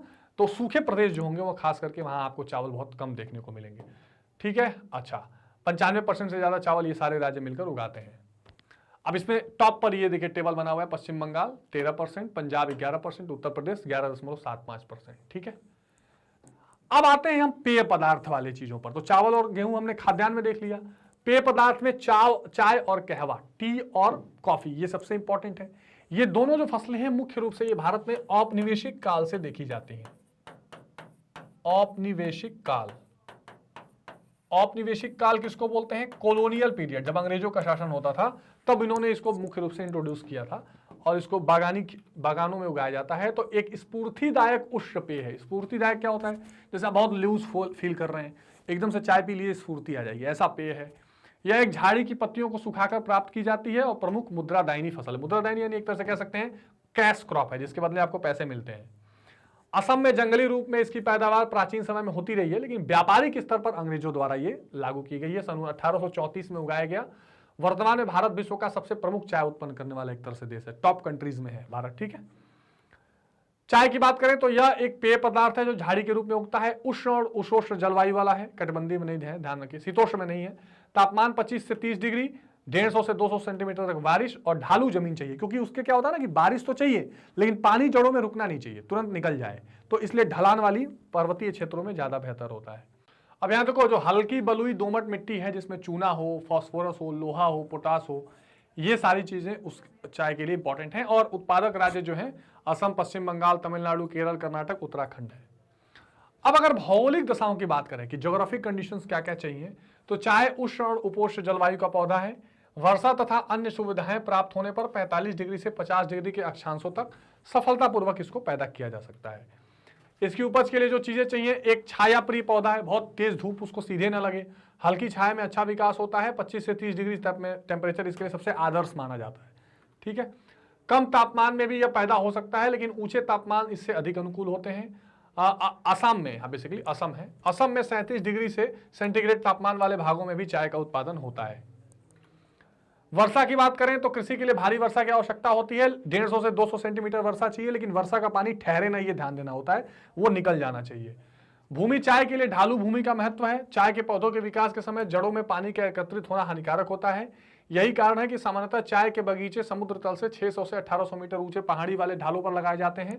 भूमि के ढालों पर न केवल पानी का अपितु वायु का संचार भी इस भली प्रकार से हो जाता है। सस्ते श्रमिक यहाँ पर ज्यादा इंपॉर्टेंट होते हैं, क्योंकि इसकी कटाई करना, निराई करना, काट छाट करना, सूखने के लिए श्रमिकों की आवश्यकता होती है और चाय की खेती में इनका महत्व होता है। खाद देने की आवश्यकता होती है और यहाँ कौन से खाद चाहिए? अमोनियम सल्फेट, हड्डी का चूरा यानी कैल्शियम वाली जो चीजें हैं ये ज्यादा इंपॉर्टेंट रहती हैं। ठीक है, वितरण और उत्पादन की बात करें तो जो नॉर्थ ईस्ट इंडिया है, उत्तर पूर्वी जो भारत है और थोड़ा दक्षिण भारत, वहां पर ये ज्यादा फैली हुई है, प्लेन्स में नहीं है ये। उत्तर पूर्वी और उत्तर क्षेत्र हिमालय के ढाल पर, दक्षिणी क्षेत्र की नीलगिरी, इलायची और पश्चिमी घाट पर विस्तृत है। भारत में चाय के लगभग 13,256 बागान है और कुल क्षेत्रफल लगभग 4 लाख हेक्टेयर माना जाता है। क्षेत्रफल के विचार से भारत में सर्वाधिक चाय असम में बोई जाती है। कुल उत्पादन में 53.5% अकेले असम से आता है। ब्रह्मपुत्र और सूरमा नदियों की घाटी में उगाई जाती है। शिवसागर, लखीमपुर, तेजपुर, दरांग, कामरूप, ग्वालपाड़ा, नौगांव ये सब जिले हैं, यहाँ पर प्रमुख रूप से उत्पादन होता है। पश्चिम बंगाल दूसरा है, जहाँ पर कूच बिहार, जलपाईगुड़ी, पुरुलिया, दार्जिलिंग, यहाँ पर क्या है, यहाँ पर बहुत ज्यादा उत्पादन किया जाता है। और यहाँ पर जो दुआर्स हैं, आपको पता है हिली एरियाज में दून और दुआर्स होते हैं, वहां पर ये ज्यादा उगाए जाते हैं। दार्जिलिंग में उत्तम किस्म की सुगंधित चाय मिलती है और दार्जिलिंग चाय के नाम से पूरे दुनिया में विख्यात है। तमिलनाडु तीसरा सबसे इंपॉर्टेंट है। यहाँ पर मुख्यतः कोयम्बटूर, नीलगिरी, अन्नामलाई जिलों में पहाड़ी ढालों पर पैदा की जाती है। उपजाऊ भूमि, पर्याप्त वर्षा और श्रमिकों की सुविधा यहाँ इंपॉर्टेंट है। केरल जो है ये चाय के उत्पादक में इसका भी इंपॉर्टेंट स्थान है और वायनाड, मालाबार, कासरगोड, त्रिचूर, कोझिकोड यहाँ पर ये केंद्रित है। कर्नाटक में यहाँ कहवा की तुलना में चाय ज्यादा महत्व है और शिमोगा, चिकमंगलूर, हासन ये सब जो कोलार जिले हैं यहाँ पर चाय ज्यादा होती है। उत्तराखंड में भी चाय की कृषि होती है। देहरादून, गढ़वाल, चमोलू, कुमायूं, तमाला, तो जाहिर सी बात है जो हिली एरियाज हैं यहाँ पर नैनीताल वगैरह एरिया में ये ज्यादा होता है। थोड़ा हिमाचल प्रदेश के मंडी, कांगड़ा, बिहार के पूर्णिया, झारखंड के रांची और हजारीबाग, महाराष्ट्र का रत्नागिरी, कनारा और सतारा जिलों तथा त्रिपुरा और मणिपुर, अरुणाचल प्रदेश में भी चाय थोड़ी बहुत उगाई जाती है। लेकिन मुख्य रूप से असम, पश्चिम बंगाल, तमिलनाडु ये 3 मुख्य राज्य हैं। कहवा, कॉफी, तो ये भी एक उष्ण पेय है और अबिसीनिया माना जाता है इसका मूल स्थान। और कृषि सन 1830 के आसपास कर्नाटक में प्रारंभ की गई थी और ये भारत की एक इंपॉर्टेंट कॉमर्शियल क्रॉप है, एक व्यापारिक है। 3 लाख हेक्टेयर भूमि में कहवा की खेती होती है और करीब 2% उत्पन्न होता है इसमें, उत्पादन का करीब 2% भारत में, पूरे विश्व का। अपने उत्तम स्वाद के कारण भारतीय कहवा मधुर कहवा, माइल्ड कॉफी के नाम से जानी जाती है। ठीक है, ये उष्णकटिबंधीय पौधा है, ध्यान रखिए ये। ठीक है, और चाय की भांति कहवा की पैदावार के लिए उष्ण और आर्द्र जलवायु बहुत अनुकूल होती है, इसके लिए भी नम जलवायु चाहिए। उष्ण पेय पदार्थ है, 20 से 30 डिग्री तापमान, 150 से 250 सेंटीमीटर तक बारिश, लगभग वही चाय जैसी। पहाड़ी ढालों पर खेती होती है। मिट्टी लावा की लाल और दोमट होगी। उत्पादक राज्य मुख्य रूप से कर्नाटक, तमिलनाडु, केरल। साउथ इंडिया में ज्यादा है, नॉर्थ ईस्ट में कम है। तापमान आपको मैंने बताया 20 से 30 सेंटीग्रेड इंपॉर्टेंट है। तेज धूप को सहन नहीं कर सकता तो आसपास छायादार वृक्ष होते हैं। केला, नारंगी, सेमल, सिनकोना, रबड़, सिल्वर, ओक, इन सब वृक्षों के आसपास ये ज्यादा उगा लिए जाते हैं। वर्षा 150 से 250 सेंटीमीटर, और अगर समान रूप से वर्षा होती रहे तो 300 सेंटीमीटर तक वर्षा वाले भागों में खेती की जा सकती है। ज्यादा देर तक सूखा मौसम इसको नहीं चाहिए, इससे इसका उत्पादन कम हो जाता है। ठीक है, क्लियर कट फैक्चुअल बातें हैं। इसके अलावा कहवा के पौधों के लिए आवश्यक है कि वर्षों का पानी इसके जड़ों में जमा ना हो, जैसे चाय में। ठीक है, और इससे खेती खराब हो जाती है, इसीलिए कहवा की खेती पहाड़ियों पर होती है, ढाल के कारण वहां से पानी नीचे आ जाता है। मिट्टी जो है इसकी पैदावार के लिए उपजाऊ मिट्टी की आवश्यकता होती है और कृषि के लिए वनों की साफ की गई भूमि, उपजाऊ तत्व जहां अधिक होते हैं वहां सही रहता है। लावा की लाल मिट्टी, ठीक है, तो लावा मिट्टी जो होती है, ज्वालामुखी लावा वाली जो मिट्टी होती है, इसके अलावा जो लाल मिट्टी होती है, दोमट मिट्टी जो होती है, ये इसकी इंपॉर्टेंट मिट्टी होती है। सस्ते श्रमिक बहुत जरूरी है क्योंकि इसको रोपना पड़ता है, फिर ट्रांसफर स्थानांतरित करना पड़ता है, इसके फल को तोड़ना, सुखाना, पीसना, एक लंबा प्रोसेस इसमें भी चलता है। अगर वितरण और उत्पादन देखिए तो भारत में कहवा की खेती दक्षिण भारत तक सीमित है। लगभग 2,40,000 हेक्टेयर भूमि में कहवा पैदा किया जाता है। 96,485 बगीचे हैं, 2.5-3 लाख मजदूर काम करते हैं। भारत में कर्नाटक, तमिलनाडु, केरल, आंध्र प्रदेश, महाराष्ट्र राज्यों में उत्पादन ज्यादा है। इसमें कर्नाटक सबसे ऊपर है कहवा। तो चाय में कौन सबसे ऊपर है? असम। और कहवा यानी कि कॉफी में कर्नाटक सबसे ऊपर है। ठीक है, ये ध्यान रखिएगा। कहवा की कृषि का कुल क्षेत्रफल का 60% क्षेत्र अकेले कर्नाटक में है और समस्त भारत का 70% कहवा यहीं से आता है। यहाँ कहवा की खेती शिमोगा, हासन, कादूर, चिकमंगलूर से होती है। सबसे अधिक चिकमंगलूर जिला करता है, कुल उत्पादन का 34%, और यहाँ 1200 मीटर की ऊंचाई पर बगीचे पाए जाते हैं। तमिलनाडु में भी बहुत सारा कहवा होता है और यहाँ अधिकतर कहवा नीलगिरी पर्वत पर, चाय और कहवा दोनों। कोयम्बटूर, सलेम, नीलगिरी जिले इंपॉर्टेंट हैं और तमिलनाडु देश के उत्पादन का 90% प्राप्त होता है यहाँ से। हाँ, इन क्षेत्रों में जो तमिलनाडु का टोटल प्रोडक्शन है वहां से 90% आता है, मतलब पूरे देश का 90% नहीं, तमिलनाडु में जो नीलगिरी वाला एरिया है वहां से तमिलनाडु का 90% कॉफी आता है। केरल तीसरा इंपॉर्टेंट सबसे बड़ा है और ये 1200 मीटर से अधिक ऊंचे भागों में 200 सेंटीमीटर वर्षा प्राप्त होती है, वहां पाया जाता है। कूर्ग, पालघाट, कोझिकोड, मालाबार ये सब इंपॉर्टेंट क्षेत्र हैं। तो ये था पेय पदार्थ। अब हम आएंगे रेशेदार फसलों में और इसमें दो इंपॉर्टेंट है, कपास, जूट या पटसन। तो कॉटन, अच्छा सबसे ध्यान देने वाली बात यह है कि भारत में जो पश्चिमी भाग है, ठीक है ना, ये पश्चिमी इलाकों में क्या है, कपास ज्यादा रहेगा और पूर्वी इलाकों में क्या है, वो आपको जूट ज्यादा रहेगा। और खास करके जो पूरा बांग्लादेश का इलाका, पश्चिम बंगाल के इलाके हैं, वो जूट के लिए इंपॉर्टेंट है, लेकिन अब तो बांग्लादेश भारत में रहा नहीं। और गुजरात, थोड़ा कुछ भाग राजस्थान का, ये सारे इलाके जो है ये, या थोड़ा भाग महाराष्ट्र का, ये कपास के लिए इंपॉर्टेंट है।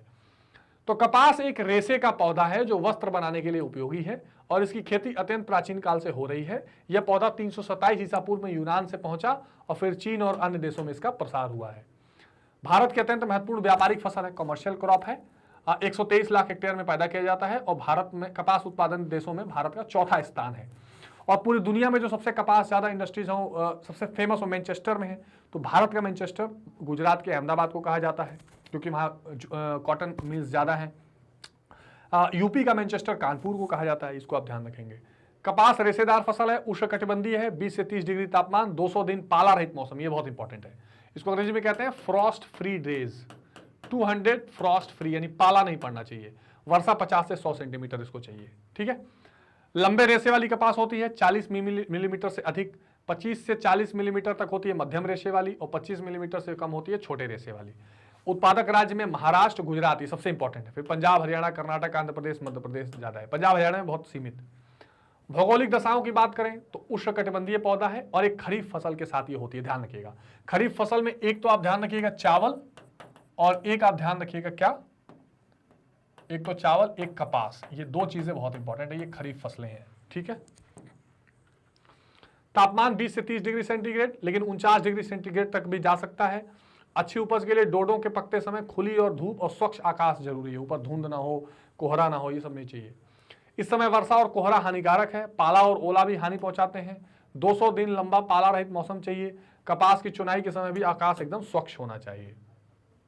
वर्षा 50 से 100 सेंटीमीटर आवश्यक है। 40 से 150 सेंटीमीटर वर्षा वाले भागों में पैदा किया जा सकता है। 50 सेंटीमीटर से कम वाले भागों में सिंचाई की जरूरत पड़ेगी, तो 50 से कम नहीं होना चाहिए।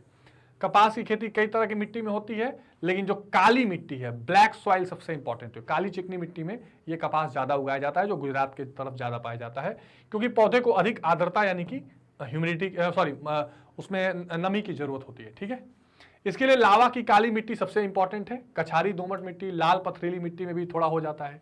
चूना युक्त और अधिक ह्यूमस वाली मिट्टियां कपास के लिए विशेष रूप से अच्छी होती है, ठीक है। चलिए, भूमि जो है वो समतल भूमि ज्यादा बेहतर रहेगी। सस्ते श्रमिक बहुत जरूरी है, क्योंकि बोना है, निराना है, फूल उसको निकालकर फिर बड़े होने लगते हैं तो उसे चुनना है, तुरंत चुन लेना, और फूल खराब होने से गिरने लगता है, तो ये सब बचाने के लिए ज्यादा श्रमिक चाहिए।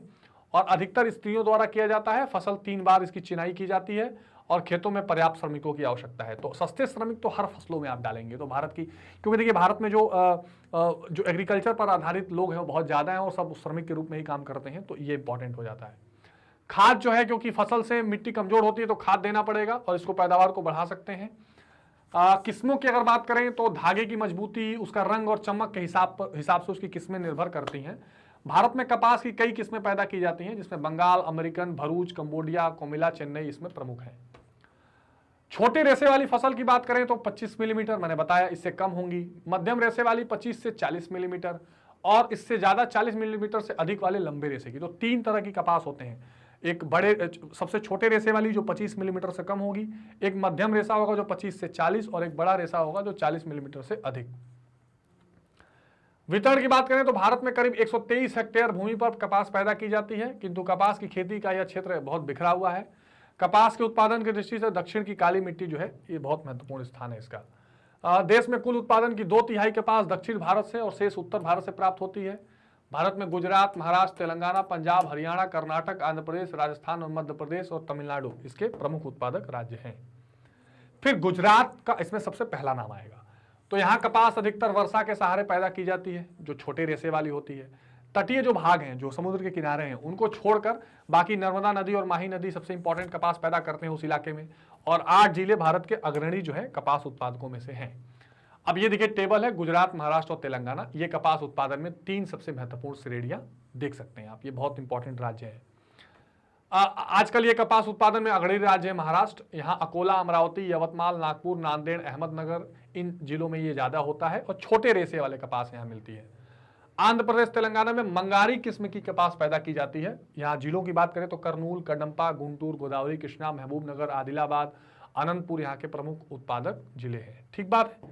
चलिए, पंजाब में भी सिंचाई की सहायता से थोड़ी पैदा हो जाती है। मार्च से अगस्त तक की चुनाई जनवरी तक की जाती है। अमृतसर, फिरोजपुर, होशियारपुर, जालंधर आदि में, और इसलिए वहां भी लुधियाना के आसपास में थोड़ी कॉटन इंडस्ट्रीज हैं और अमेरिकन कपास यहाँ पर पैदा की जाती है। हरियाणा में भी रोहतक, सोनीपत, करनाल, गुड़गांव के आसपास यहाँ कपास होती है। अधिकतर सिंचाई द्वारा कपास पैदा की जाती है और प्रति हेक्टेयर उत्पादन यहाँ पर बहुत अधिक है। इसके साथ कर्नाटक क्यों पीछे रहे? तो ये क्योंकि फैक्चुअल चीजें, इसलिए मैं आपको फैक्ट बता रहा हूँ, बिल्कुल ध्यान से समझिएगा। इसमें बहुत समझाने वाली कोई चीज है नहीं, है ना। तो फैक्चुअल चीजें आपको समझनी ही पड़ेंगी, देखनी ही पड़ेंगी, थोड़ा बहुत रट्टा भी मारना पड़ेगा, लेकिन आपको अगर डिस्ट्रीब्यूशन याद रहेंगे ना तो आप समझ जाएंगे। तो कर्नाटक में भी महत्वपूर्ण कपास उत्पादन राज्य है। यहाँ बोई गई भूमि का 13% भाग पर कपास बोई जाती है। देश के कुल कपास उत्पादन का 8% उत्पादन यहीं से प्राप्त होता है। यहाँ मुख्यतः देसी कपास पैदा होती है और इसकी खेती वर्षा पर आधारित होती है। ठीक है। शिमोगा, हासन, चिकमंगलुरु, चित्रदुर्ग, गुलबर्गा, बेल्लारी, धारवाड़, रायचूर यहाँ के प्रमुख उत्पादक जिले हैं, तो ये भी ध्यान रखिएगा। कपास की खेती में जल की कमी यहाँ की सबसे बड़ी कठिनाई है। कहाँ? राजस्थान में। सिंचाई के विस्तार के साथ यहाँ खेती का विस्तार हुआ है। इसमें अजमेर, भीलवाड़ा, चित्तौड़गढ़, टोंक, बांसवाड़ा, श्रीगंगानगर कुछ जिलों में कपास उगाया जा रहा है।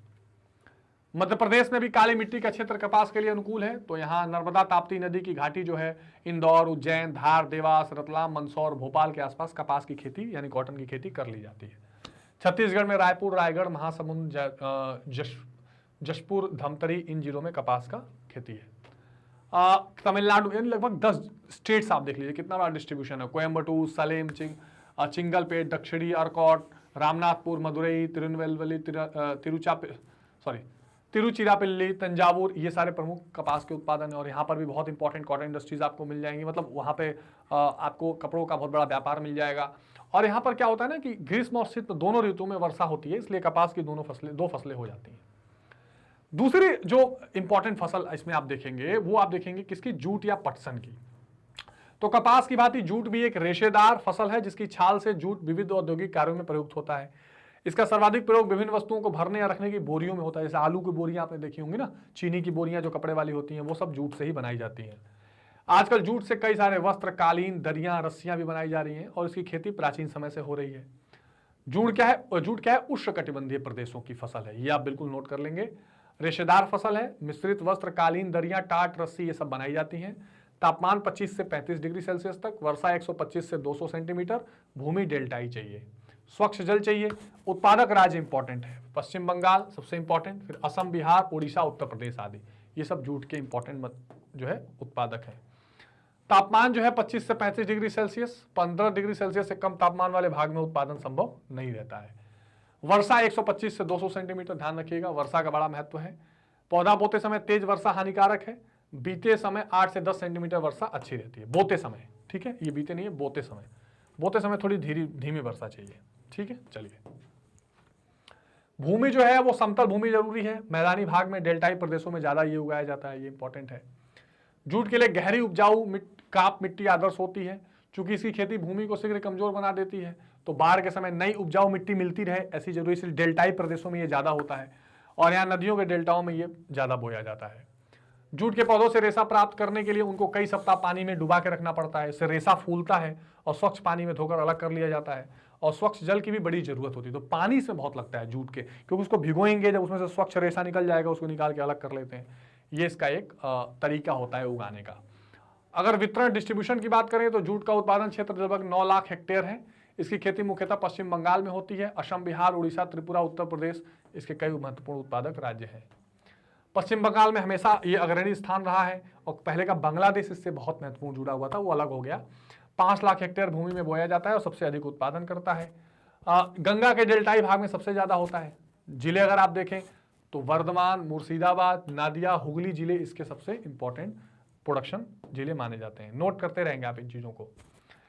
बिहार का जो तराई क्षेत्र है भी जूट का इंपॉर्टेंट उत्पादक क्षेत्र है, ठीक है। और खगड़िया और दरभंगा जिला जो बहुत इंपॉर्टेंट जूट उगाता है। दरभंगा में मखाना बहुत उगाया जाता है, आपको पता है, बनाया जाता है। पूर्णिया, मुजफ्फरपुर, चंपारण, सारण, सहरसा, भागलपुर, यहाँ पे भी जूट उगाए जाते हैं। जूट का तीसरा बड़ा उत्पादक राज्य असम है। ब्रह्मपुत्र की घाटी जूट उत्पादन के लिए विशेष है। 3/4 पैदावार इसी घाटी से होती है। नौगांव और कामरूप जिले जो है ये इंपॉर्टेंट है। स्टेट्स ध्यान में रखिएगा, और ये 3 स्टेट सबसे इंपॉर्टेंट है, पश्चिम बंगाल, बिहार और असम, जो जूट उत्पादन में एक बड़ी भूमिका रखते हैं या बड़ा स्थान रखते हैं। अब थोड़ा सा आएंगे व्यावसायिक फसलों की तरफ, जिसको आप क्या बोलते हैं अंग्रेजी में, कॉमर्शियल क्रॉप्स। इनके मुख्य जो उद्देश्य हैं वो क्या है, व्यापार करना। इसमें सबसे इंपॉर्टेंट आता है गन्ना और दूसरा आता है रबड़। बहुत ज्यादा चर्चा में ये दो रहते हैं, इनको भी आप देख लीजिए। तो गन्ना क्या है, ये जन्म स्थान इसका भारत है और 5000 वर्ष पूर्व गन्ने की खेती की जाती रही है। विश्व के अन्य भागों में इसका प्रचार प्रसार है। सबसे अधिक गन्ने की खेती आज भी भारत में होती है और संसार के गन्ने के कुल क्षेत्र का लगभग 3% भाग भारत में है। और जो सबसे इंपॉर्टेंट चीज, प्रोडक्ट जो पूरी दुनिया में चाहिए गन्ने से, वो है चीनी, ठीक है, गुड़। ये सारी चीजें कहां से आती हैं, ये सारी चीजें आपको गन्ने से ही निकलती हैं। तो गन्ना एक बहुत ही इंपॉर्टेंट और महत्वपूर्ण फसल है। ये भारत की मुद्रादायनी, जिसको आप कैश क्रॉप कहते हैं, इससे पैसा किसान ज्यादा कमाता है। गुड़ और चीनी बनाई जाती है, इसके सीरे से शराब और स्प्रिंट भी बनाई जाती है, भी इंपॉर्टेंट है। इस प्रकार गन्ने की फसल भारत की अर्थव्यवस्था में बहुत इंपॉर्टेंट महत्व है, ठीक है जी। चलिए भौगोलिक दशा देखें तो ये उष्णकटिबंधीय है और उष्णकटिबंधों में की जाती है इसकी फसल। अर्ध उष्णकटिबंधीय इलाकों में भी की जाती है। इसकी खेती 8 डिग्री उत्तर से 32 डिग्री उत्तरी अक्षांश तक की जाती है। पूरा भारत इसी में है, तो बस ठीक है।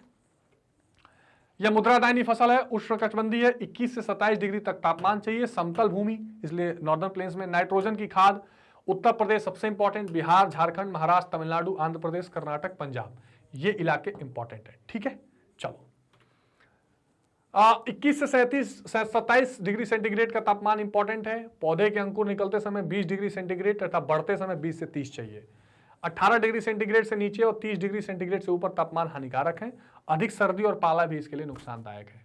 और समतल भूमि होना जरूरी है, क्योंकि बहुत लंबे समय तक ये लगती है और एक बार लगाओ 2-3 बार की फसल कटती है इससे। मिट्टी दोमट या भारी दोमट दोनों इंपॉर्टेंट है। काली और काप मिट्टी जीवांशों के अधिक होने पर इन्हें बोया जा सकता है। इसमें जलोढ़ मिट्टी भी बहुत काम आती है। अधिक नमी और चूना और फास्फोरस युक्त मिट्टियां इसके उपयोग के लिए ज्यादा लाभदायक है। खाद का इंपॉर्टेंट महत्व है, नाइट्रोजन खाद बहुत चाहिए, फिर कैल्शियम, पोटास और फास्फोरस, यहां भी एनपीके, यूरिया इसमें लगता है, ठीक है। वितरण की बात करें तो उत्तर प्रदेश भारत का सबसे बड़ा गन्ना उत्पादक राज्य है। कुल गन्ने क्षेत्र का कोई आधे से अधिक भाग इसी में है। वैसे तो पूरे भाग में होता है, लेकिन 2 इसमें प्रमुख क्षेत्र हैं। कौन से? पहला तराई क्षेत्र, जिसमें खीरी, लखीमपुर खीरी जो नेपाल बॉर्डर से जुड़ा है, लखीमपुर, पीलीभीत, गोंडा, फैजाबाद, आजमगढ़, जौनपुर, बाराबंकी, बस्ती, बलिया, गोरखपुर और देवरिया। देवरिया में एक समय में सबसे ज्यादा चीनी मिलें हुआ करती थी, लेकिन धीरे धीरे वो बंद हो गई, ठीक है। गोरखपुर और देवरिया इन जिलों में सबसे अग्रणी है। दूसरा क्षेत्र गंगा यमुना का द्वार है, जो मेरठ से लेकर वाराणसी तक फैला हुआ है। और मेरठ जो पश्चिमी उत्तर प्रदेश है, मुजफ्फरनगर, बागपत, मेरठ, गौतम बुद्ध नगर, वहाँ बहुत सारा ये जो है। इसके अलावा बुलंदशहर, सहारनपुर, मेरठ, मुरादाबाद, यहाँ पर ये कई जिले ऐसे हैं जहाँ गन्ने की ज्यादा फसल होती है। ये 3 स्टेट्स हैं, आप देख लीजिए, उत्तर प्रदेश, महाराष्ट्र और कर्नाटक, ठीक है। कोई डाउट? स्क्रीनशॉट लेते रहिएगा।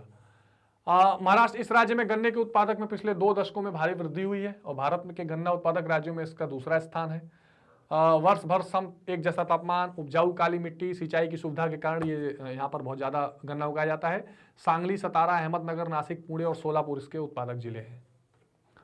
तमिलनाडु तीसरा बड़ा उत्पादक जगह है और यहाँ पर गन्ना अनुसंधान संस्थान कोयम्बटूर में है। तो अनुसंधान और सिंचाई की सुविधाओं के कारण गन्ने की कृषि को बहुत प्रोत्साहन मिलता है। यहाँ के जो पठारी भागों में वहाँ पे भी गन्ना का इंपॉर्टेंट है। और कोयम्बटूर, रामनाथपुरम, तिरुचिरापल्ली, मदुरई और उत्तरी और दक्षिणी ऑर्कॉट जो जिले हैं वो गन्ना के लिए इंपॉर्टेंट है। फिर आंध्र प्रदेश, तेलंगाना बहुत इंपॉर्टेंट, चौथा स्थान है। गोदावरी और कृष्णा नदियों के उपजाऊ डेल्टे में गन्ना का उत्पादन किया जाता है। कर्नाटक भी बहुत इंपॉर्टेंट है और सिंचाई के सहारे गन्ना शिमोगा, रायचूर, कोलार, बेल्लारी इन स्थानों पर ये किया जाता है। हरियाणा में भी बहुत ज्यादा होता है। गुड़गांव, हिसार, रोहतक, करनाल, ये क्या है, सारे स्टेट्स और जिले में आपके सामने सिर्फ रख रहा हूं, एक बार गो थ्रू हो जाइए, एक बार देखते चलिए कि हाँ ये स्टेट्स और जिले यहाँ पर आते हैं और ये गन्ना उत्पादक राज्यों में देखे जाते हैं।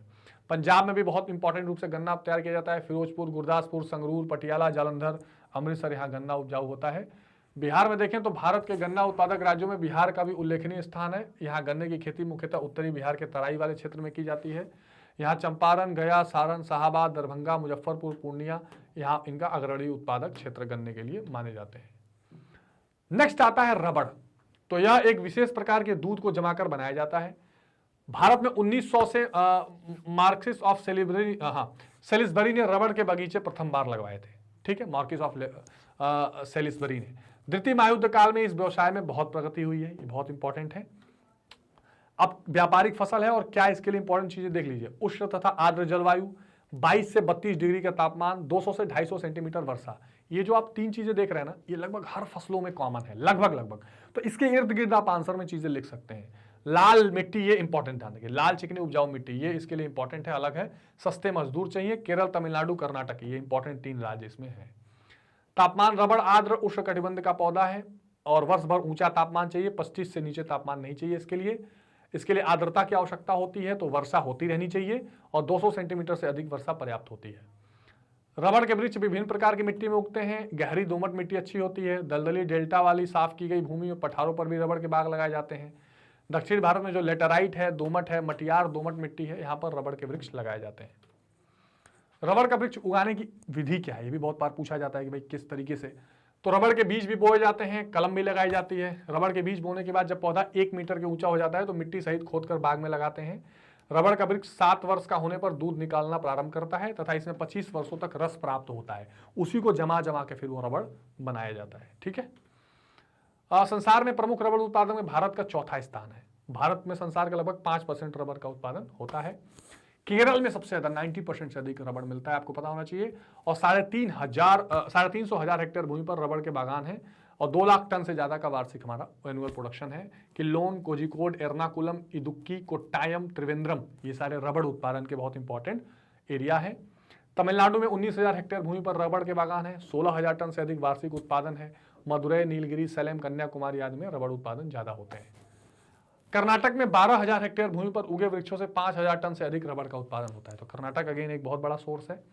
अन्य राज्य में गोवा, उड़ीसा, महाराष्ट्र, असम, मेघालय, मणिपुर, नागालैंड, त्रिपुरा, अंडमान द्वीप जैसे इंपॉर्टेंट स्टेट हैं जहां पर संभावनाएं हैं, यहां पर रबड़ उगाया थोड़ा जाता है, उगाया भी जा सकता है।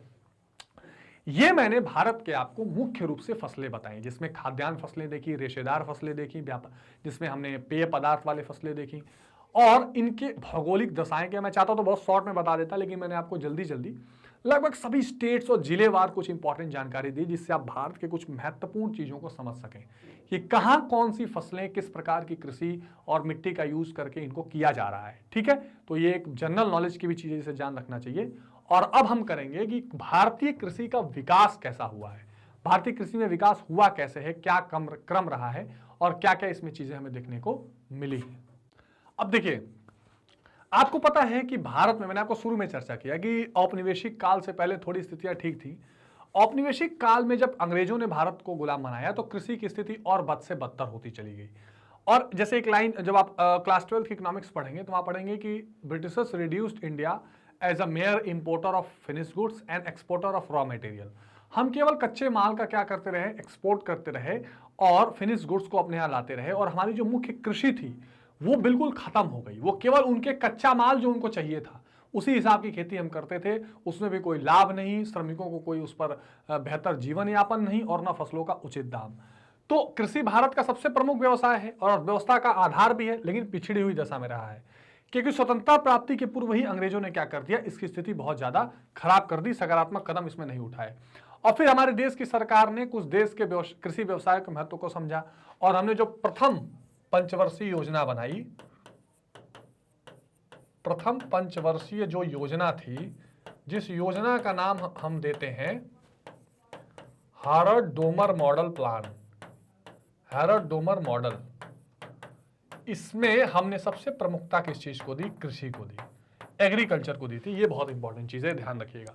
तो ये भारत में कृषि विकास का सबसे पहला आयाम रहा है, जिसमें ये कोशिश की गई कि सिंचाई के साधन, नहर, ये सारी चीजें बनाई जाएं।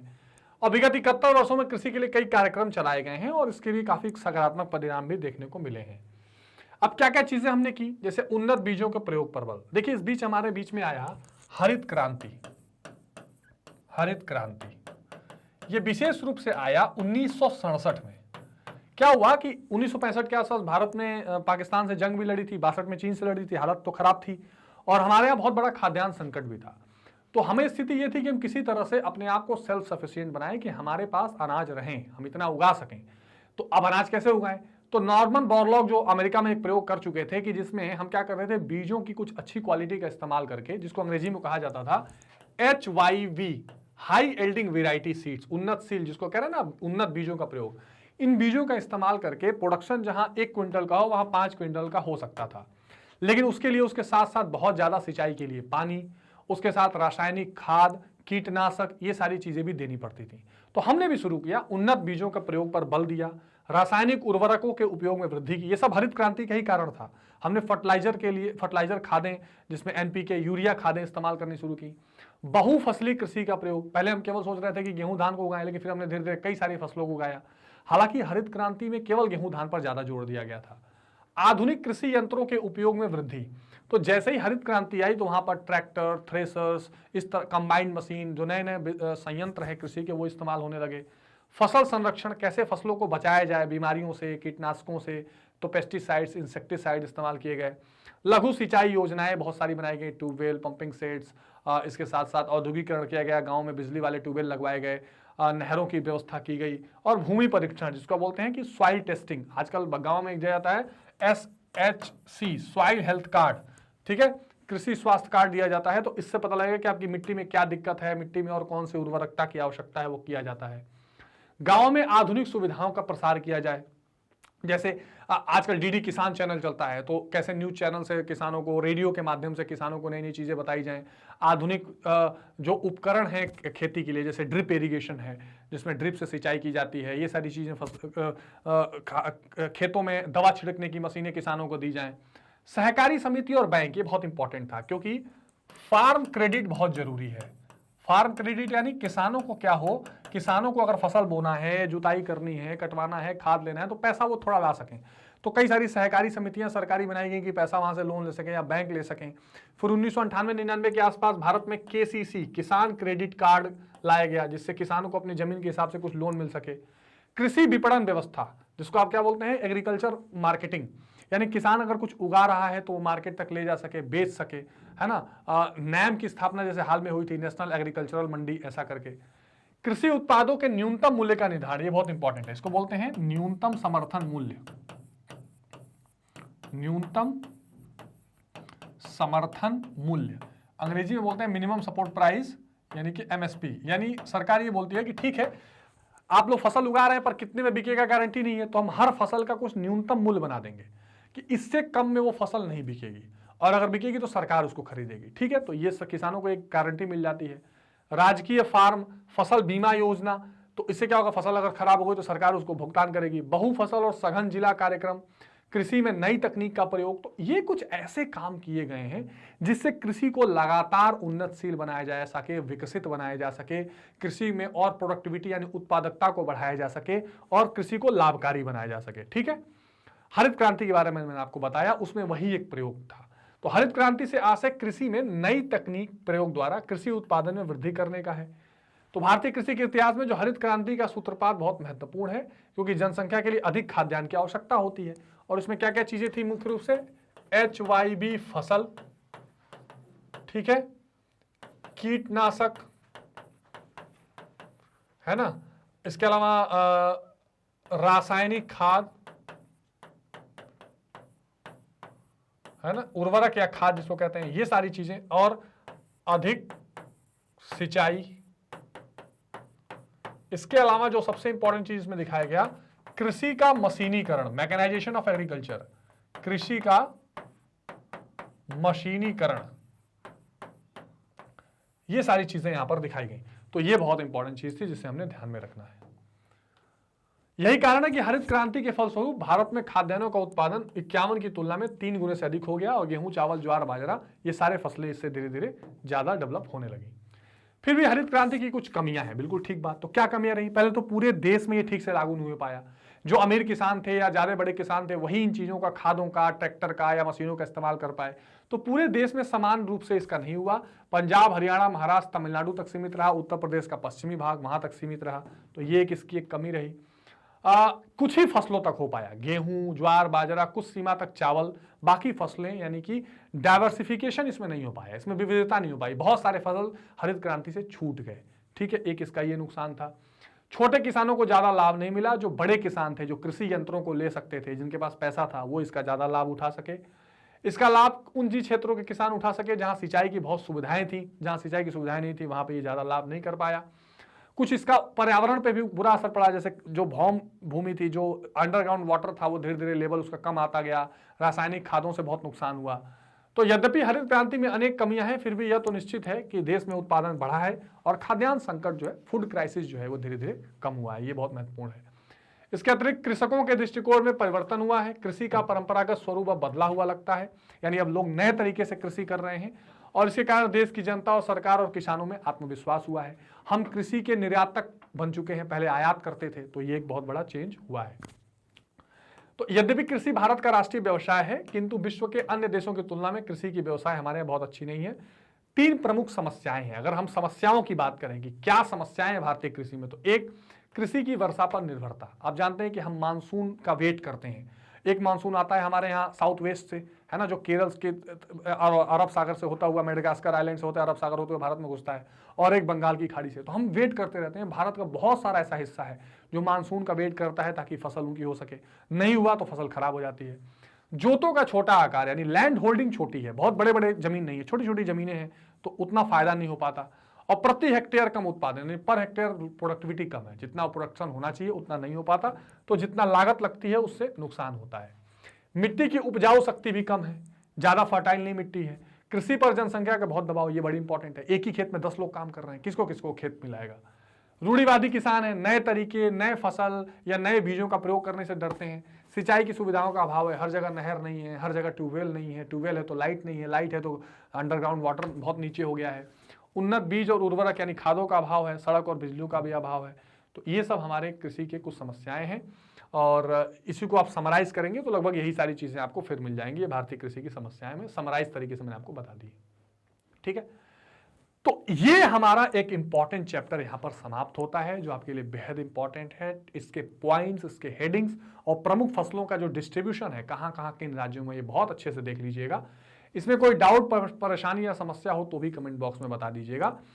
एक बात का ध्यान रखिएगा कि जो मैग्नेट ब्रेन्स का प्लेटफॉर्म है, magnetbrains.com, मैग्नेट ब्रेन्स का एप्लीकेशन, वहां से आप CBSE English medium, NTSC, olympiad, CUET, UP board, Bihar board, सारी चीजों की फ्री ऑफ कॉस्ट पढ़ाई कर सकते हैं। यहां पर आपको किसी पेड सब्सक्रिप्शन की जरूरत नहीं पड़ेगी। आप वीडियो के डिस्क्रिप्शन बॉक्स में जाके नोट्स भी ऑर्डर कर सकते हैं। जो सोशल मीडिया हैंडल्स हैं, ट्विटर, टेलीग्राम, फेसबुक, इंस्टाग्राम, इनको भी आप फॉलो करते रहिए। लाइक, शेयर और सब्सक्राइब जरूर करिए। मिलते हैं अगली वीडियो में एक नए कंसेप्ट के साथ। तब तक टेक केयर, बाय बाय।